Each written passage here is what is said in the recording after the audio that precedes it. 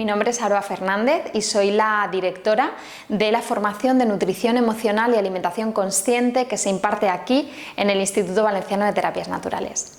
He venido a contarte un poco en qué se basa la formación y quería decirte que es una formación de vanguardia en la que llevamos años trabajando los diferentes profesionales que imparten el curso.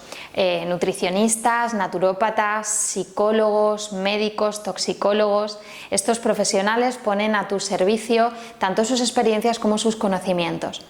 Es una formación que pretende trabajar con el ser humano de forma holística, con todos sus cuerpos, mental, espiritual, emocional y físico.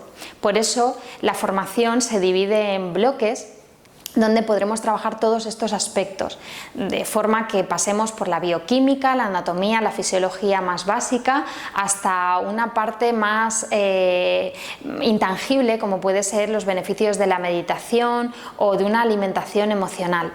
Trabajaremos con conceptos tan vanguardistas e importantes como la epigenética o la nutrigenética, y también hablaremos sobre los ciclos lunares y cómo afecta esto a las personas, sobre los ciclos circadianos.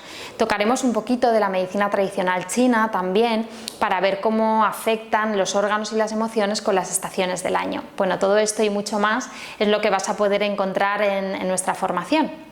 Así que si quieres informarte, si te ha interesado lo que te digo, bueno, pues nos encantaría que vinieras a conocernos o que nos llamases por teléfono y hablar un rato y explicarte bien en qué consiste y mandarte la información. Así que bueno, puedes hacerlo llamando al 960-034119 o escribiendo a nuestro correo info@institutovalencianodeterapiasnaturales.com y estaremos encantados de atenderte.